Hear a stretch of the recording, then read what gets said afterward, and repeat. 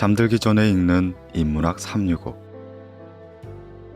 신화 크로노스. 크로노스는 우라노스를 거세한 후 권력을 장악하며 최고의 신이 되었습니다. 그는 누이인 레아와 결혼하여 세 딸과 세 아들을 낳게 되죠. 헤스티아, 데메테르, 헤라, 하데스, 포세이돈, 제우스가 그들입니다. 크로노스는 자식들이 자신의 왕권을 위협할까봐 두려워했습니다. 그의 아버지 우라노스가 그에게 이런 말을 남겼기 때문이죠. 너 역시 아들에게 크게 당할 것이다. 이런 저주에 가까운 신탁 때문에 그는 자식들이 태어나는 대로 모두 삼켜버리게 됩니다. 그렇게 막내 제우스가 태어나자 레아는 어머니 가이아가 겪었던 고통이 자신에게도 반복되는 걸 더는 참을 수가 없었죠. 자식을 깊이 사랑하는 어머니의 마음과 자식을 삼켜버리는 잔혹한 남편에 대한 절망감이 그녀를 행동하게 만든 겁니다. 이윽고 그녀는 베네옷으로 돌돌 감은 돌을 제우스라고 속이고는 크로노스에게 삼키게 했습니다.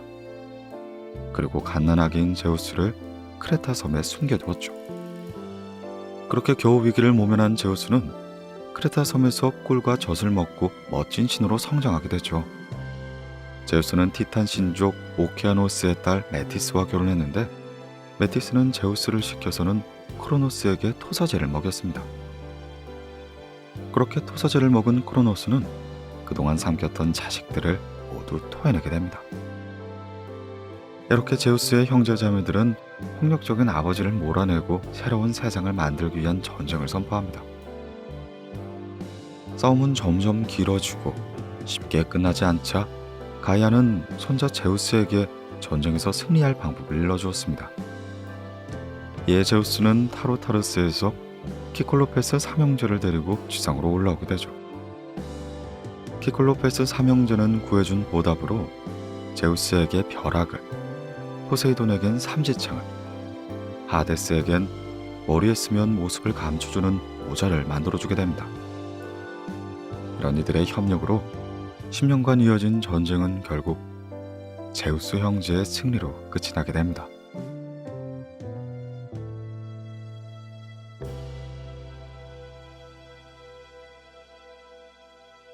종교 카인과 아벨. 아담과 하와는 에덴 동산에서 추방된 후에 두 아들을 낳았습니다. 이로부터 인류가 시작된 것이었죠. 큰아들 카인은 그 이름이 획득 또는 소유를 뜻하게 됩니다.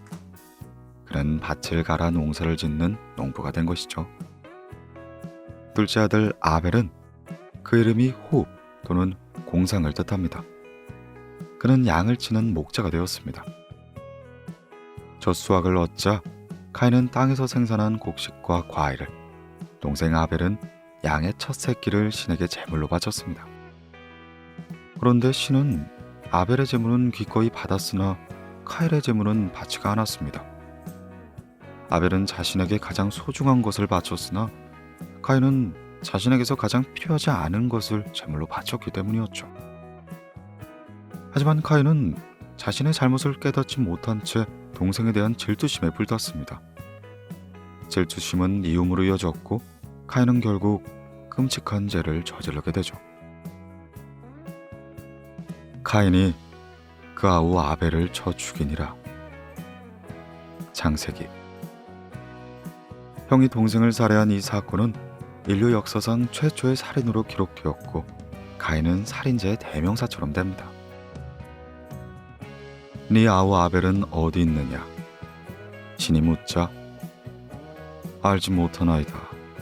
내가 내 아우를 지키는 자입니까? 카인은 이렇게 대꾸했죠. 그는 동생을 살해하고도 뉘우치지 않았고 더 나아가 자신을 믿는 신까지 속이려 든 것입니다.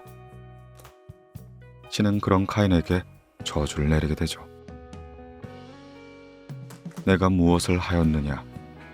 내 아우의 핏소리가 땅에서부터 내게 호소하느니라.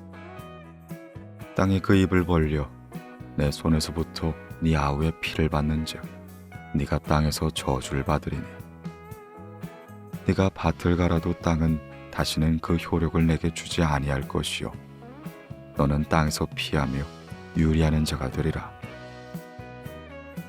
창세기. 가인은 이때부터 더는 농사를 지을 수 없었고 한 곳에 정착하지 못한 채 평생을 떠돌아다녀야 했습니다. 그러나 신은 저주를 받은 카인의 이마에 보호 표식을 주어 세상 사람이 그를 죽이지 못하도록 만들었죠. 그렇게 에덴 동쪽의 땅으로 간 케인은 그곳에 살며 인류 문명의 조상이 됩니다.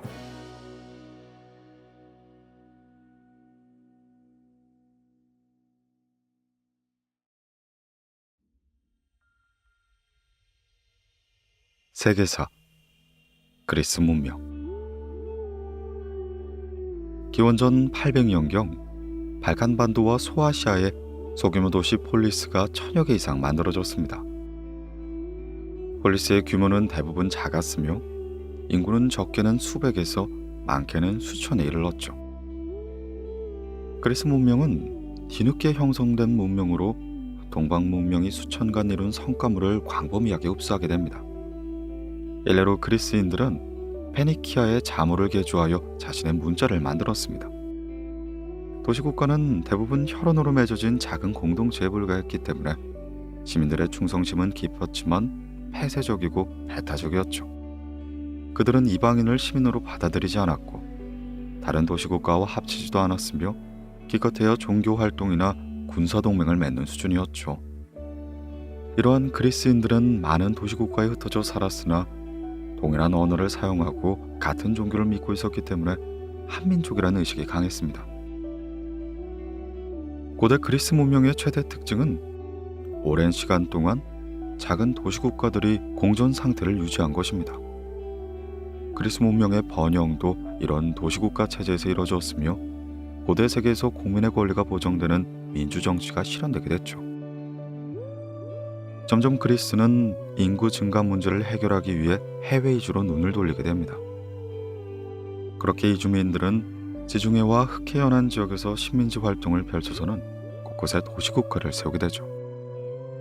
원래의 국가는 본국, 이주해서 세운 식민국가는 자국으로 이들은 서로 독립적이고 평등한 관계였습니다. 당시 각지에 세워진 식민도시국가는 최소 139개에 이르렀다고 하죠. 초기 그리스 도시국가의 정치체제는 상품 경제 발전 규모에 따라 크게 좌우되었습니다. 상품 경제가 발달한 도시일수록 왕권이 허약했고 그렇지 못한 도시의 왕권은 강한 것이었죠. 상품 경제가 발전하는 과정에서 부를 축적한 계층이 출현하게 됐는데 주로 평민으로 구성된 이 계층의 출현은 평민과 귀족 간의 대립을 불러오게 됩니다. 투쟁에서의 평민의 승리는 그리스에서 민주주의가 자생될 수 있는 원인 중에 하나가 된 것이죠. 이렇듯 평민과 귀족 간의 대립 투쟁이 격화되면서 민주정치 요소도 점점 확대하게 됩니다. 그 무렵 그리스의 도시국가에 참주정이 출현하게 되죠. 참주는 정변을 통해 국가 권력을 탈취한 독재자로 그 지위는 군주와 비슷했는데요. 평민의 지지를 얻고 통치 기반을 공고히 하기 위해 시족 귀족들을 공격하고 상공업과 노예주들을 보호했습니다. 초기 참주정 시대의 많은 폴리스에서는 상공업과 소농의 경제 발전 그리고 민주정치의 수립을 촉진을 했는데 동지중해를 중심으로 한 통상무역이 성행하고 화폐 경제가 발전했으나 그들의 지배는 시민에 의해 무너지고 말죠. 이 시기에 그리스는 아테네를 중심으로 철학과 과학, 문학, 미술 등의 문화가 매우 다채롭게 꽃을 피웠습니다.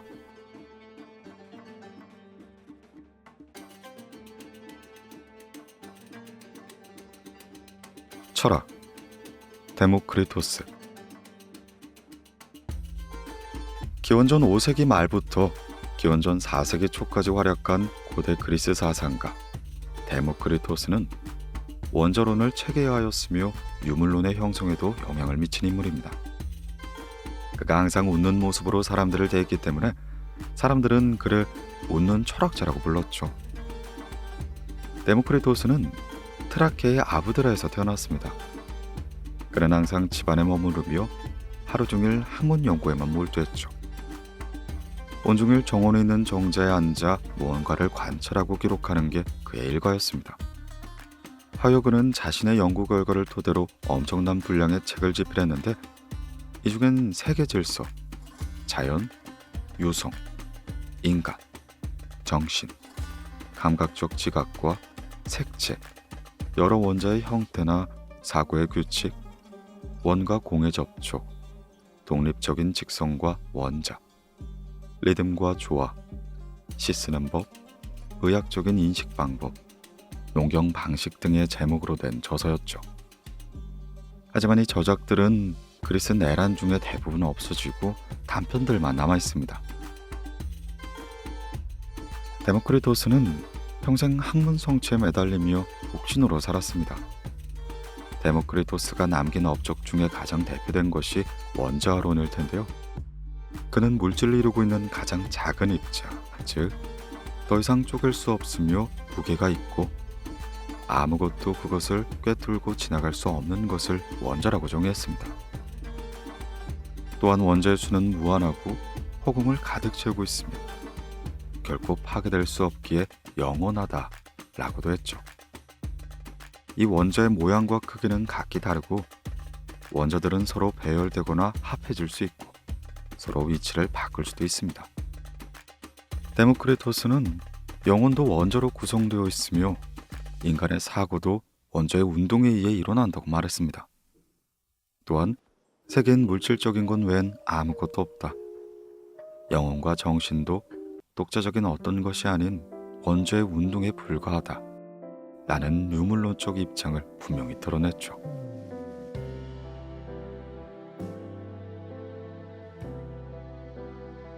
신화 제우스. 전쟁이 끝난 후 제우스는 신들의 왕좌에 올랐습니다. 하지만 그는 할아버지 우라노스나 아버지 크로노스와 달리 자신의 권력을 형제들과 나누기로 했죠. 제비뽑기에 따라 제우스는 하늘, 포세이돈은 바다, 하데스는 지하 세계를 맡기로 했고 올림포스와 대지는 공동의 영역으로 삼았습니다. 그렇게 제우스가 왕에 오르자 할머니 가이아는 덕담 대신 무서운 신탁을 내리게 됩니다. 메티스가 낳은 아들이 크로노스와 제우스가 그랬던 것처럼 아버지를 몰아내고 왕이 될 것이란 예언이었죠. 이에 제우스는 크로노스가 자식들을 삼켰던 방법을 선택합니다. 이로써 그는 아내 메티스를 통째로 삼키게 된 것입니다. 그런데 그때는 이미 메티스는 임신 중이었습니다. 이 사실을 모른 제우스는 안심한 뒤 누이 헤라와 두 번째 결혼식을 올리게 된 것이죠. 제우스와 헤라 사이에는 두 아들이 태어나게 됩니다. 큰아들은 헤파이스토스, 둘째 아들은 아레스였습니다. 어느 날 제우스는 심한 두통을 호소했습니다. 헤파이토스가 두통의 원인을 찾아내려 도끼로 제우스의 머리를 쪼개 열었죠. 그렇게 쪼개진 머릿속에선 아테나가 나왔습니다. 그런 제우스는 아테나를 총애하게 됩니다.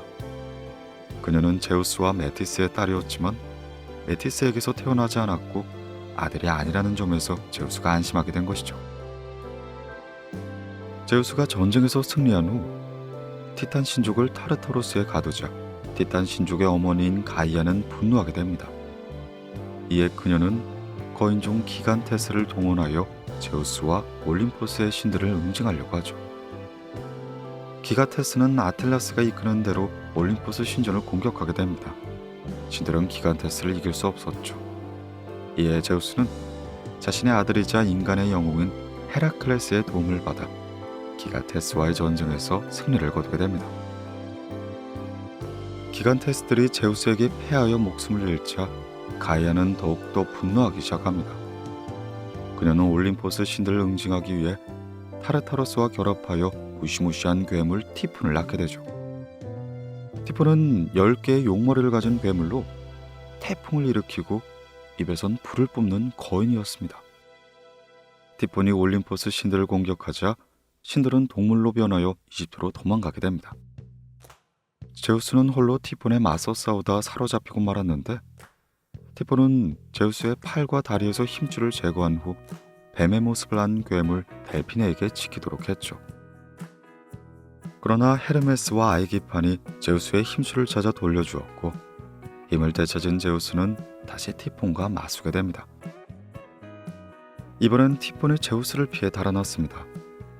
운명의 여신들은 티폰에게 인간의 음식을 먹으면 더욱 힘이 강해질 것이라고 충고했는데, 티폰은 이를 따랐지만 그의 힘은 오히려 전보다 크게 약해지게 됩니다. 운명의 여신들이 티폰을 속인 것이었죠. 제우스는 약해진 티폰을 향해 시칠리아 섬의 산을 던졌습니다. 이렇게 해서 티폰은 산 밑에 깔리게 되었죠.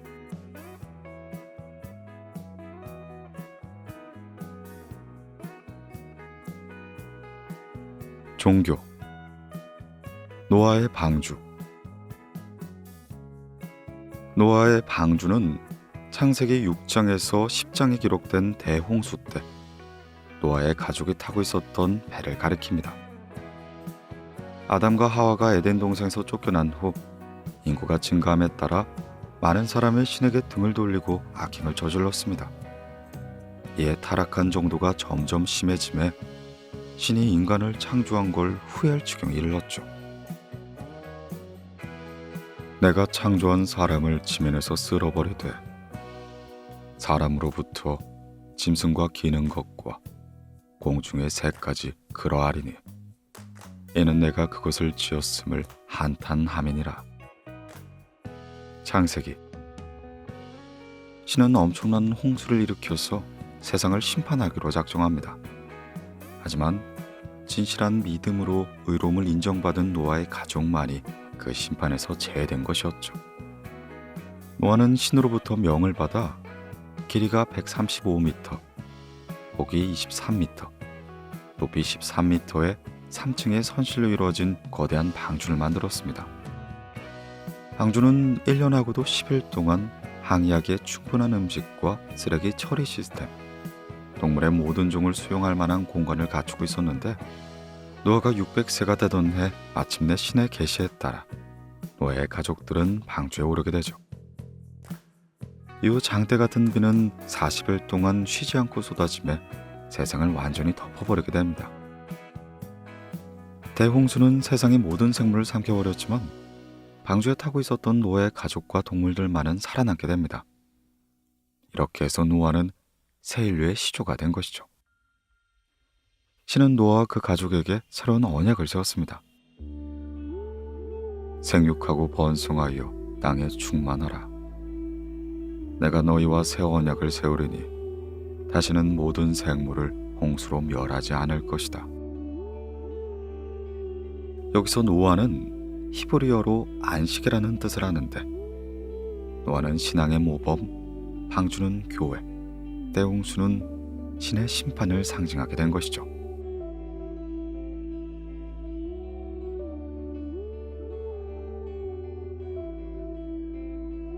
문학. 두보. 두보는 시성으로 불렸던 중국 최고의 시인입니다. 중국의 시가 역사에서는 200과 이름이 나란히 하여 이를 이도라고 불렀죠. 두보는 훌륭한 시와 글로 당나라 제국이 번영에서 쇠락으로 치닫는 과정을 생동감 있고 진중하게 기록하였습니다. 두보는 당나라 초기 유명 시인 두시먼의 손자로 어려서부터 배움을 즐겨 상당히 많은 책을 정통하였습니다. 그는 7세에 시를 배워서는 15세의 시문으로 그 이름을 널리 떨치게 되죠. 젊은 시절 두보는 낙양에서 이백과 만나 서로 벗을 삼아 여행하며 시와 세상에 대한 이야기를 나누고 깊은 우정을 쌓게 됩니다. 두보는 중국 각지를 유행하면서 수양을 쌓고 명서들을 만나 글로 이름을 알렸지만 추천을 받아 시험만 보면 번번이 낙방하기 일렀죠. 이는 당시의 재상 이인보가 농간을 부렸기 때문이었습니다. 그러는 사이 결혼하여 자식을 얻었으나 그의 생활은 끼니조차 있기 어려울 만큼 몹시 궁핍했습니다. 이처럼 고통스러운 현실이 하층 빈민들의 삶을 더욱더 깊이 이해하도록 만들었죠. 헌종 천보 14년, 그가 44세가 되던 해에 안사의 난이 발생합니다. 이 사건은 당 제국이 흥성기에서 쇠만기로 넘어가는 전환점이 되었으며 백성들에게는 무거운 고통을 안겨주게 되죠. 당시의 현종은 장안을 버리고 도망쳤고 대자 이영이 상황을 수습한 뒤 형종의 양해를 받아 즉위하니 그가 바로 숙종이 됩니다. 이 소식을 들은 두보는 혼자 숙성을 찾아가다 반란군에게 사로잡혀 구금당하게 됩니다. 이 시기에 그는 생이별한 처자식과 전란으로 황폐해진 세상을 염려하며 많은 시를 쓰게 되죠. 그중 대표작은 충망이 됩니다. 충망. 나라는 무너졌으나 산하는 그대로 인해 장안의 봄이 오니 초목은 무성한데 이 시절 생각하니 꽃을 보고도 눈물이 흐르네. 이별이 한스러워 새를 보고도 놀라는 가슴. 전라는 해가 바뀌어 3월이 되어도 끝나지 않으니 만금을 주어서라도 가족 소식 듣고 싶구나. 백발이 된 머리를 긁으면 눈에 띄게 빠지니 이랬어야 머리칼에 쪽이라도 꽂을 수 있으랴. 두보는 만년에 거처할 곳이 없어서 가족을 데리고 여러 곳을 떠돌다 상강의 작은 비에서 병사였습니다. 그는 시를 통해 사회부패의 불만을 표출하고 전하 백성에 대한 피해를 드러냈으며 백성들이 고통스러운 삶에서 벗어나길 바랬죠. 그는 이런 소원이 이뤄진다면 내 초당이 부서져 얼어 죽는다고 해도 만족하리 라며 노래했습니다.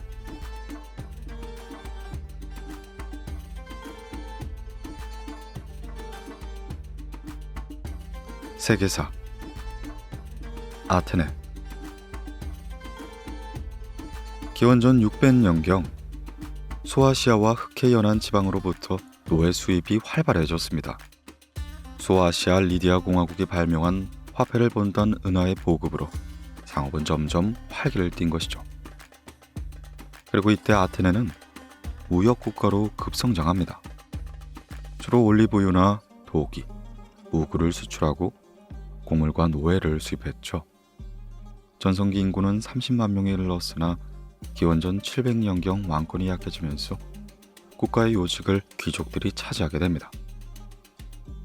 처음엔 3명의 집정관이 권력을 잡았는데 경제적으로 부유해진 시민들이 직접 무기를 구입하여 폴리스 방해를 담당하게 되면서 정치 참여를 요구하기 시작한 것이죠.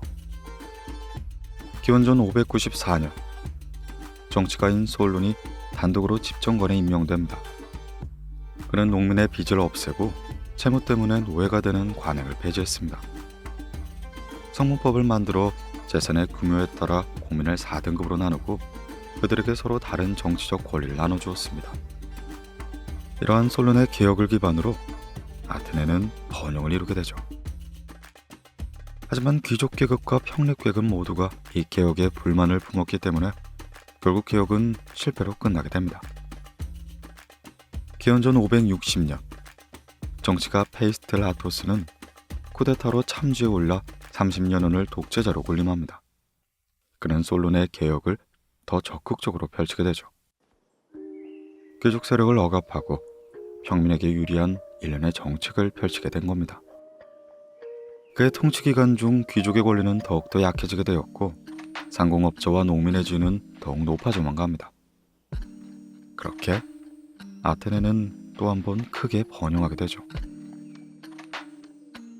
기원전 527년 페이시스텔라토스가 세상을 떠나고 그의 아들 히파이스가 뒤를 이었으나 기원전 510년경 시민들의 주도로 참주정은 전복되고 맙니다.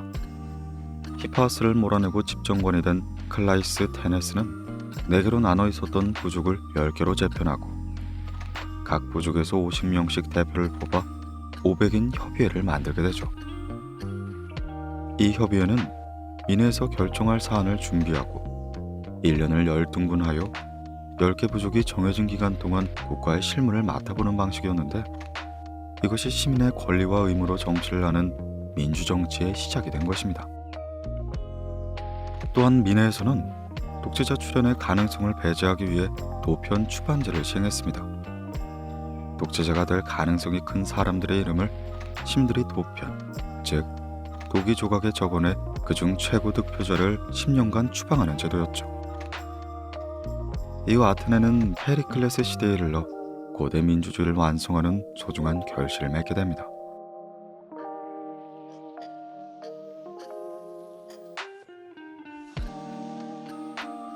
철학, 프로타고라스. 고대 그리스의 철학자 프로타고라스는 최초의 소피스트라 불리며 인간은 만물의 척도이다 라는 사상으로 진리의 주관성과 상대성을 설파한 인물입니다. 소피스트란 사람들에게 변론술을 가르치고 수업료를 받는 고대 그리스의 교사인 셈이었으나 인식이 좋지는 않았죠.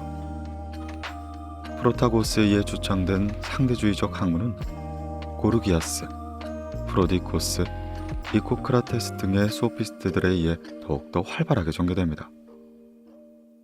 상대주의. 절대적으로 올바른 진리란 없고 올바른 것은 그것을 정하는 기준에 의해 정해지는 것이란 주장. 기원전 5세기 무렵 그리스의 주권은 왕이나 귀족이 아닌 시민에게 있었습니다. 그리스 시민 중 성인 남성이라면 누구나 자유롭게 정치에 참여할 수 있었죠. 중요한 건 선거나 의회가 열리는 자리에서 얼마나 능수능란한 말재주로 교묘하게 설득할 수 있느냐는 것이었습니다. 말재주가 좋으면 출세길이 열렸기 때문에 소피스트가 후한 대접을 받는 건 어찌 보면 당연하다 할 수 있겠네요. 소피스트들은 보편적인 진리를 인정하지 않았습니다. 절대적인 도덕과 법, 그리고 신도 인정하지 않았죠. 오로지 인간의 지각, 그것도 개인의 감각만이 가장 중시되고 우선시되었습니다. 또한 그들은 학문적인 재능을 팔았는데 그들은 대개 수사학이나 웅변, 문학 등에 능통했기 때문에 가능한 일이었습니다. 스스로를 학자라고 내세운 소피스트들은 종교적인 신념보단 철저한 직업정신이 뛰어난 학자들에 가까웠죠.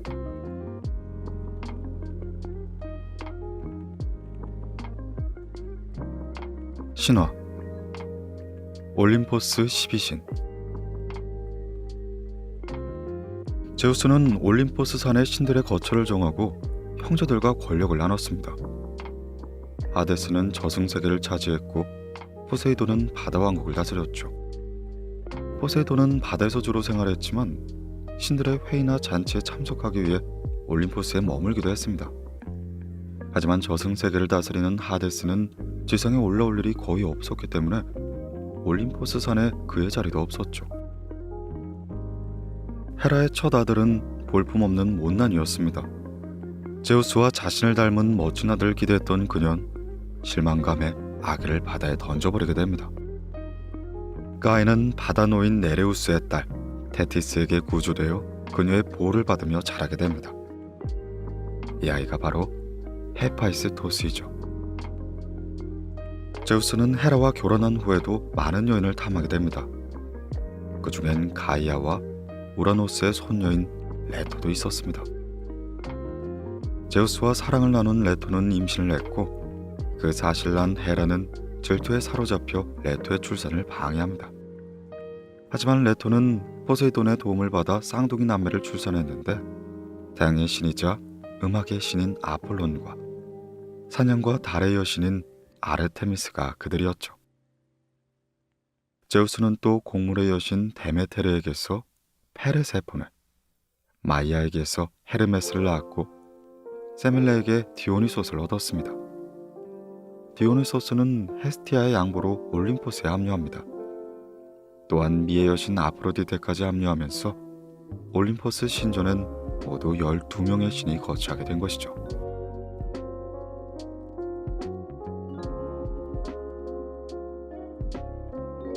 종교. 아브라함.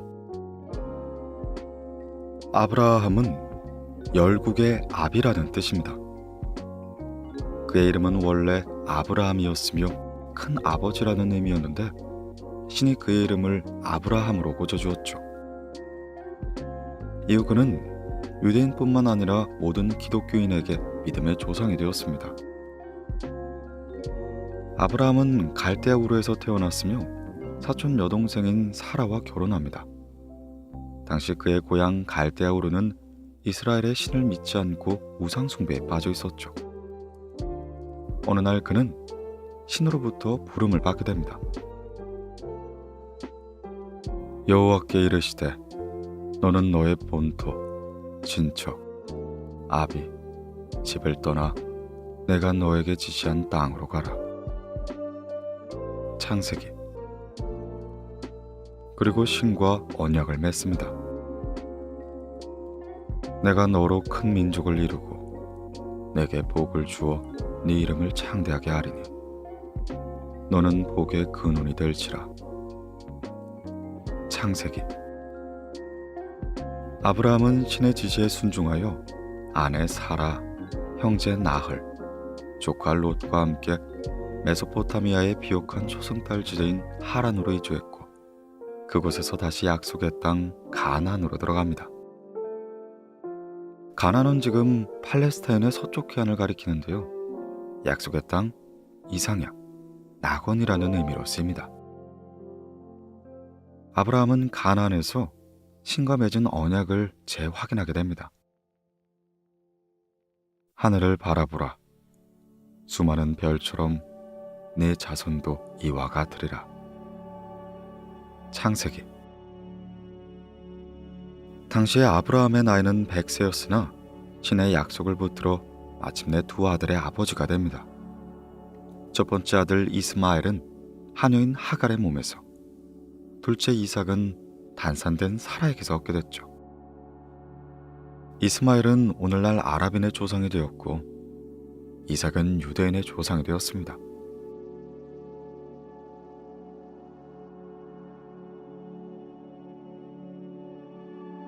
문학. 알리기에리 단테. 이탈리아의 시인이자 철학자인 단테는 피란체의 몰락한 소귀족 집안에서 태어났습니다. 그는 프란체스코 스토에서 경연하는 라틴어 학교와 볼로나 대학교에서 신학과 철학을 비롯한 다양한 학문을 배우게 되죠. 어린 시절 만난 동갑내기 베아트리체를 사랑했지만 그녀의 사랑은 이루어지지 않습니다. 이런 그는 그녀에 대한 사랑을 일생 동안 간직하며 구원의 존재로 삼게 되죠. 청년 시절 단테는 혁신적 문학운동을 주도하면서 현실 정치에도 적극적인 참여를 합니다. 행정이나 외교, 군사 방면에서도 활약하게 되죠. 1300년에 그는 피란체시 협의회의 회장을 맡았으며 2년 후 전쟁의 소용돌이에 휘말리면서 반역죄로 기소되게 됩니다. 단테는 유죄를 인정하지 않고 망명을 떠나게 되죠. 이후 피렌체 정부는 조건부 사면을 허락했으나 단테는 이를 거부하게 됩니다. 이후 단테는 라벤나에서 말년을 보내다가 56세에 생을 마감하게 됩니다. 그의 대표작으로는 신곡이 있습니다. 신곡은 망명 중에 쓴 장편의 서사시로 1307년에 집필하여 1321년에 완성된 작품이죠. 신곡의 원래 제목은 희극이었으나 단테 사후에 신곡으로 붙여졌습니다. 호메로스와 베리길리우스의 고전 서사시의 전통을 계승한 신곡은 유럽 중세 사회와 중세의 세계관을 보여주는 걸작으로 평가받게 되죠.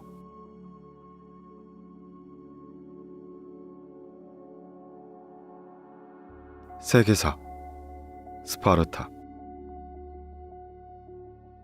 고대 그리스의 도시국가들은 도시와 그 주변 농촌 지역으로 이루어졌습니다. 도시국가의 시민 중에 상당수는 농민이었죠. 스파르타와 아테네는 도시국가 중 가장 규모가 크고 강한 국가였습니다. 스파르타는 도리아인이 펠로폰네소스 반도를 정복하여 세운 국가입니다. 스파르타 사회에서는 지배층인 자유민, 원주민에서 노예로 전락한 헬토르, 펠리오이코이 등 세 계급으로 이루어졌죠. 자유민은 정치에 참여할 수 있지만 헬토르와 펠리오이코이는 금지되었던 만큼 스파르타는 귀족 정치의 체제였습니다. 형식적으로 두 명의 왕이 있고 평의회와 민회도 있었지만 실제 권력은 5명의 감독관이 쥐고 있었습니다. 1500에서 2000여 명에 불과한 소수의 자유민이 7만 명에 이르는 페리오이코이와 헬토를 지배하고 이 체제를 유지하기 위해 강력한 군사력이 필요했죠. 스파르타는 입법자인 라쿠르고스가 만든 법률에 따라 자유민들을 엄격하게 교육했습니다. 국가는 모든 시민의 행동, 교육, 결혼 등을 통제하며 국가에 무조건 복종을 요구했죠.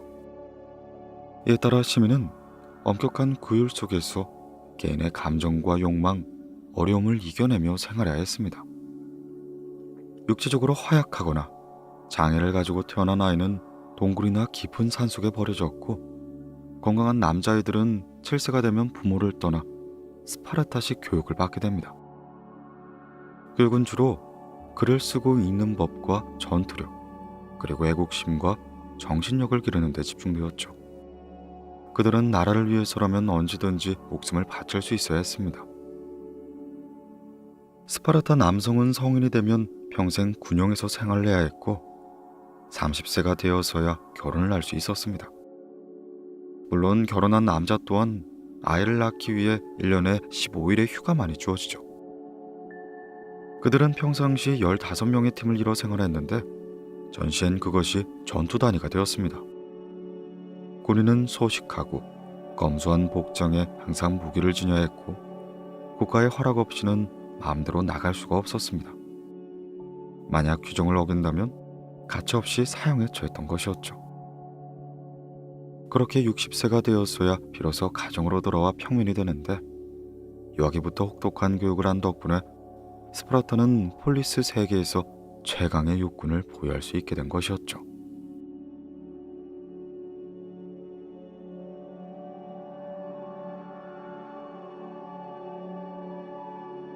철학, 소크라테스.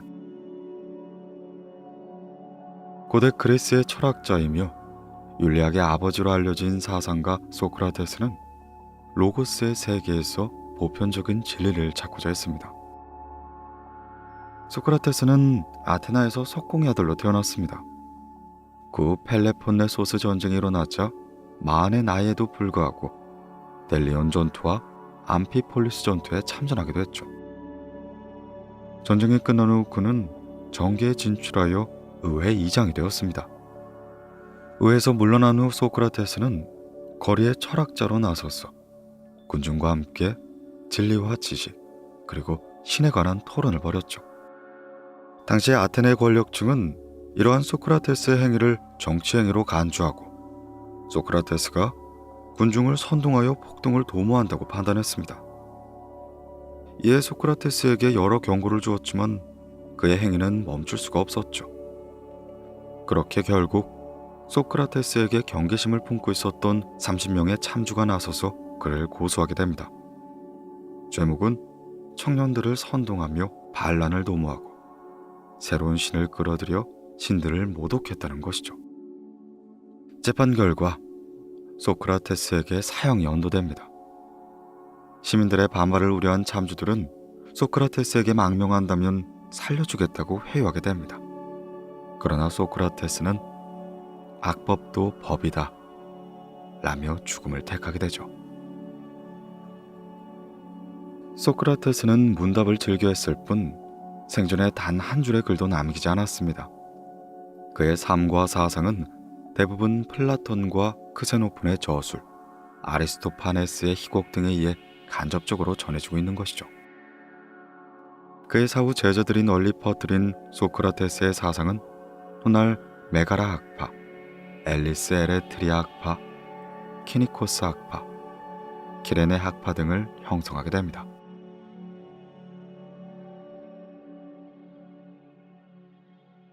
신화, 아틀라스. 제우스와 크로노스는 우주의 지배권을 놓고 10년간 치열한 전쟁을 벌였습니다.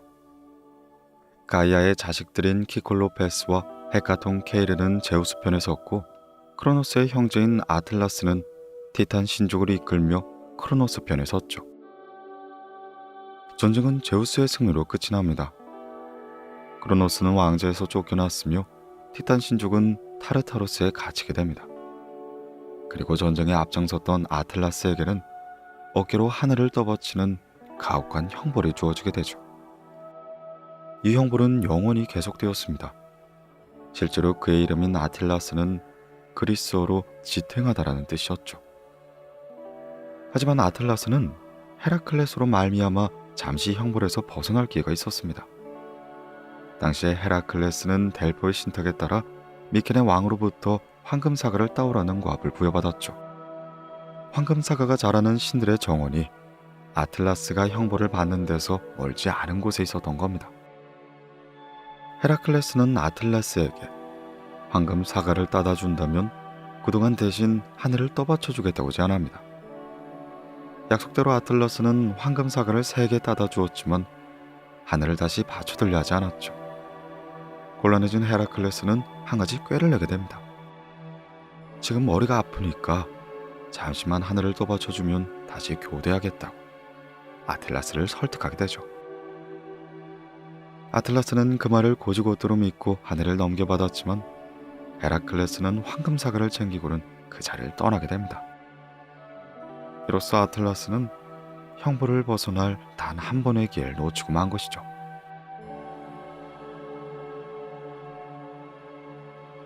종교 야곱의 사다리. 이삭은 아브라함이 100세, 사라가 90세에 얻은 아들입니다. 이삭은 라브가와 결혼하여 쌍둥이 아들을 얻었는데 첫째가 에서, 둘째가 야곱이었죠. 야곱은 다른 사람의 장소를 차지한다는 의미를 지닌 약탈자라는 뜻입니다. 그래서 에서보다 조금 늦게 태어나 동생이 된 것이죠. 어느 날 리브가는 출산 전에 신의 계시를 들었습니다. 두 민족이 네 태중에 있구나. 그리고 큰 자는 어린 자를 섬기리라. 창세기. 이 계시는 현실이 되었습니다. 야곱은 형 에서를 설득하여 장자의 권리를 팥죽 한 그릇에 샀고 아버지를 속여 형의 축복권을 빼앗아 버린 거죠. 그는 형에게 후환을 당할까 두려워 외삼촌 라반이 사는 하란으로 몸을 피했습니다. 그렇게 야곱이 하란으로 가던 중 들판에서 하룻밤을 보내게 되는데 야곱은 하늘에서 땅까지 이어진 사다리에서 천사가 오르락내리락 하는 꿈을 꾸게 된 것이죠. 야곱은 꿈에서 깨어 말했습니다. 여호와께서 과연 여기에도 계시거늘 내가 알지 못하였다.